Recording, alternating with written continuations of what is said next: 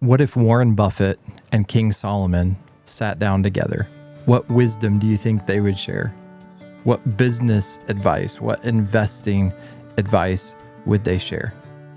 You know, most people read Warren Buffett's letter to his shareholders at Berkshire Hathaway, and they're probably looking for investing tips. But today, I want to show you biblical lessons hidden inside that letter. In Buffett's 2021 letter, he talks about the joy of teaching and meaningful work. The Bible calls that working as unto the Lord. Many Christian business people, Christian entrepreneurs, Christian investors, Christian leaders ask me, Nathan, how do you reconcile family and faith with finance? How do we try to be really successful business people and yet honor the Lord in that? And that's a great question. It's something I want to talk to you about even today. Buffett's 2021 letter is packed with wisdom, and I've been working my way from his 2024 letter kind of backwards. And when I read his letter as a Christian entrepreneur, I see 5 biblical lessons for building a business that lasts. How do you, as a Christian, build a business that lasts long beyond your lifetime? That's hard to do. Not many businesses outlast their founder. I would argue that Buffett's 2021 letter isn't just about money. It's also about legacy. It's about stewardship. It's about trust. And those things are certainly biblical, aren't they? Legacy, stewardship, trust.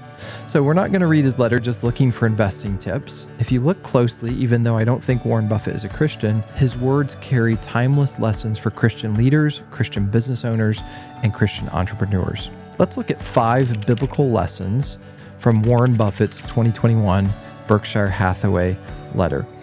Who am I and why should I talk about this? Well, my PhD is in theology. I teach at Bob Jones University, but I've also built several businesses, and I've acquired businesses in real estate, aerospace, sports, hospitality, retail, and my wife and I own almost 50 different properties, commercial and residential, that we've bought cash. So again, I have some experience with business, running businesses, several hundred employees, and I want to talk to you about 5 powerful lessons from Buffett's 2021 letter. The first of those is he strongly encourages you to be a business picker, not a stock picker. He says he's not looking just to buy a stock and sell it again in a few years. He's trying to pick solid businesses that are run by smart people with integrity. And the Bible would say that that's wisdom. It's not speculation, right? Buffett says in the letter, quote, "We own stocks based upon our expectations about their long-term business performance, and not because we view them as vehicles for timely market moves." In other words, he's not speculating. He's investing in real businesses with durable economics and trustworthy leaders. And that sounds a lot like the Bible, right? Proverbs 22:1, "A good name is to be chosen rather than great riches." God tells us that character outweighs cash. Even when you look at Titus 1 or 1 Timothy 3, the requirements for leaders in a church, those requirements are very much focused on character more so than competence. You do have things like they should be a good teacher, they should be apt to teach, but primarily it's focused on a person of character. What are some applications then for Christian leaders? First of all, prioritize people over paper or over money, right? Invest in leaders that you trust. So you can look at businesses, and one business might look great on paper, but if you don't trust the leadership, don't invest in it. Secondly, build on integrity, not hype. It's easy to fall for the hype. Build a business or try to invest in businesses that are those of integrity. Thirdly, measure success in decades, not quarters. Think long-term in your investing. Think long-term as you plant a church, as you build a church, as you pastor a church, as you work with your family.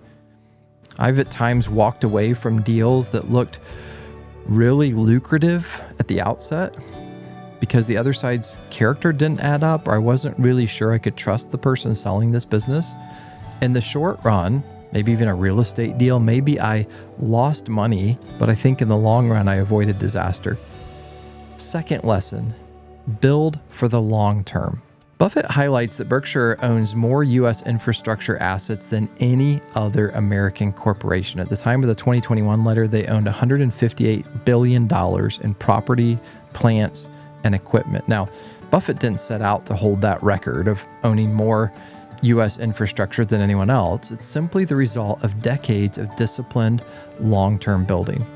And later in the letter, he's going to talk about his purchase of BNSF Railroad, how it will likely be a good investment. He thinks it will be going 100 years from now, helping the United States and helping Berkshire Hathaway. And that's pretty impressive if you can buy an asset that you think will be helpful and used 100 years later. You could almost say, if you only remembered one thing from this YouTube video, remember this: a Christian entrepreneur should measure success in decades, not quarters. And Jesus said in Matthew 7:24 and 25, this is part of the Sermon on the Mount, the wise man builds his house on a rock, right? Real builders, real investors, real business people think in terms of foundations that last for centuries. They're not thinking just about quick flips. Some application then for Christian leaders: invest in systems and assets that will outlast you. Think generationally. How will the decision I'm making today affect not just my grandchildren, but also my great-grandchildren and, of course, my children? Build businesses that provide real value and real service, not just short-term gains. I try to, when I evaluate a new venture, I try to think, could this company be a blessing to people 50 years from now? Is this just a passing fad? Or is this a solid business that will continue on into the future? Lesson 3, and this might sound weird to you at first, but Warren Buffett's discipline in repurchasing shares. Okay. I mean, he talks quite a bit about that in his 2021 letter, that he doesn't want to overpay. And I think in a sense you could say, what's something that Warren Buffett and the Apostle Paul agree on? And you could say stewardship, right? In many ways, stewardship is at the heart of Buffett's 2021 letter. And he's going to explain that year Berkshire repurchased $51.7 billion worth of shares. Sorry, I think that was actually over 2 years, nearly $52 billion worth of shares. But he says the reason we did that is we thought they were below their intrinsic value. We will only repurchase shares when the stock trades below its intrinsic value. Otherwise, if I buy it back at too high a price, I'm destroying shareholder wealth. If I buy it back at a good price, I'm creating shareholder wealth. And there's certainly a biblical connection there, right? For us as investors, Proverbs 21:5, the plans of the diligent lead surely to abundance, but everyone who is hasty comes only to poverty. In other words, when you're investing, when you're building a business, when you're building a church, discipline beats impulse.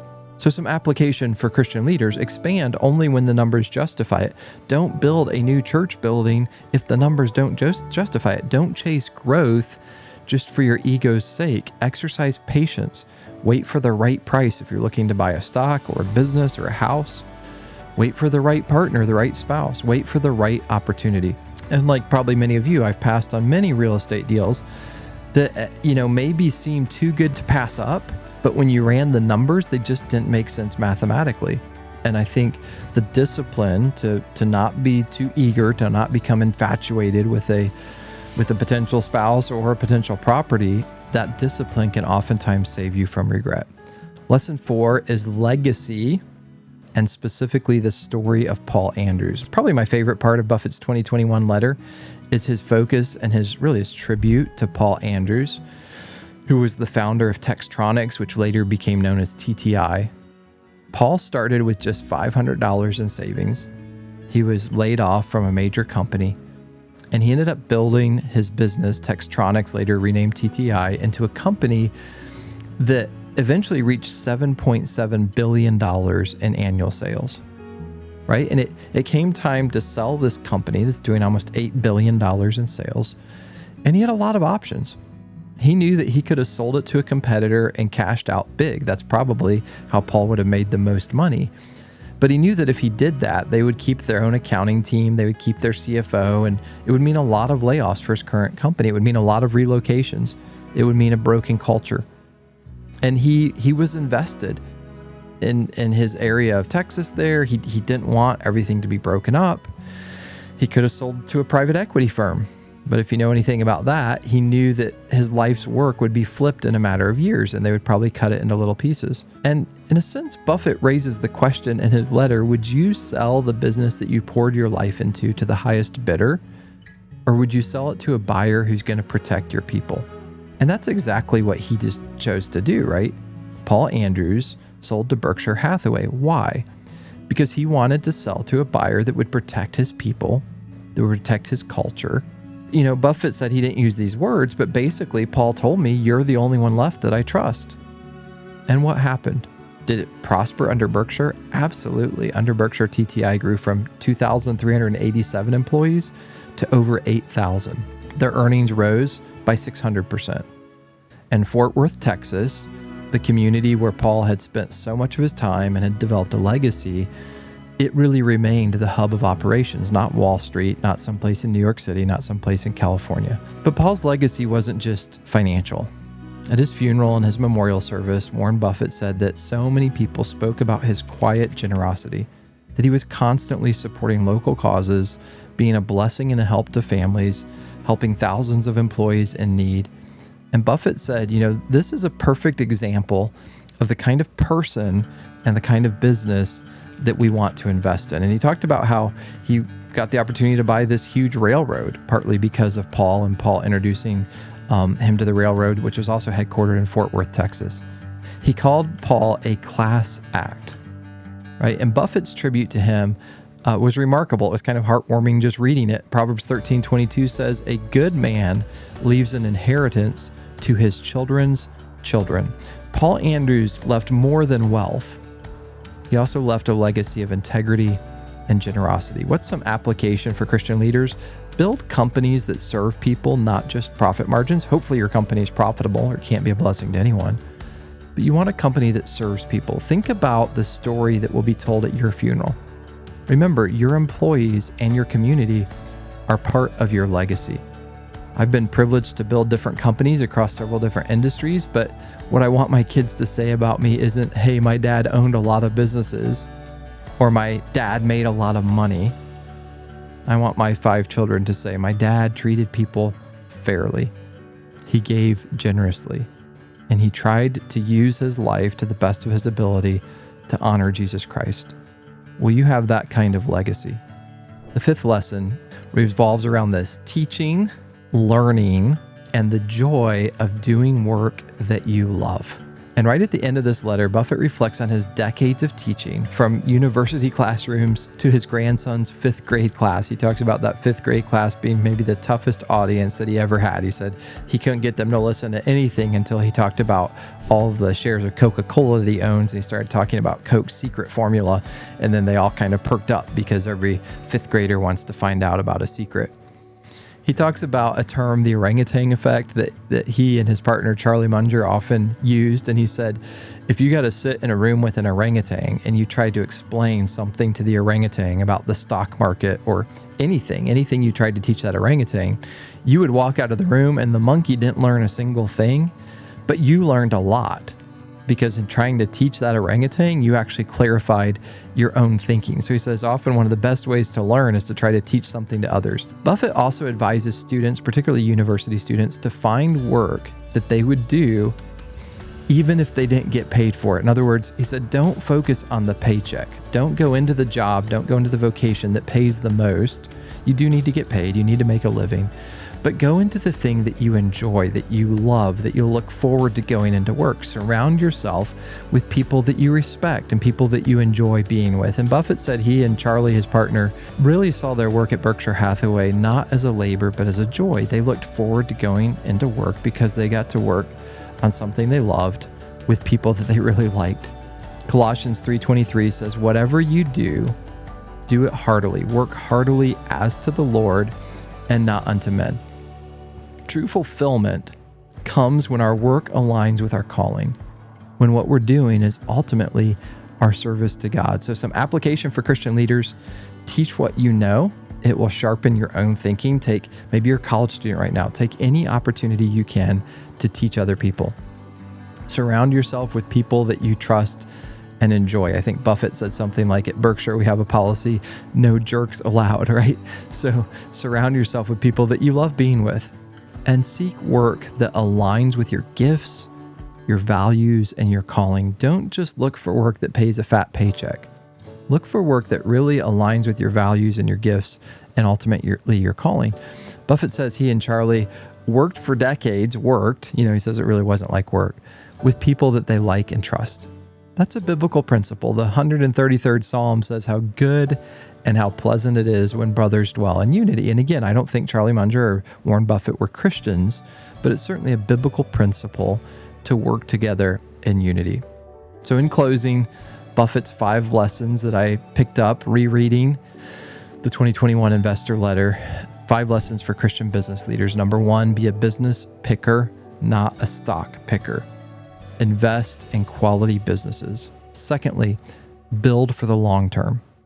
Thirdly, exercise discipline. Even when you're growing, be disciplined in that growth. Fourth, leave a legacy like Paul Andrews. As Buffett describes Paul Andrews, it seems like he left a legacy of integrity and generosity. So fourth, seek to leave a legacy. And fifth, find joy in meaningful work. Teach others about what you're learning. Be a constant learner yourself. Warren Buffett's a voracious reader. And surround yourself with people you trust. Find joy in meaningful work. Each of these 5 things, taken right out of Warren Buffett's 2021 letter, align directly with Scripture. And each of them call us to a deeper stewardship and to faith-driven leadership. And I guess my challenge for you is, which one are you going to implement this quarter, this month, this week, this year? If you liked the video, leave a comment, share the video with someone else, maybe another Christian entrepreneur or business owner or leader. And don't forget to subscribe. I hope this channel is helpful to you. When Christians lead with integrity and wisdom, we're not just building companies, we're trying to build legacies that last into eternity. Thanks again, and have a super day.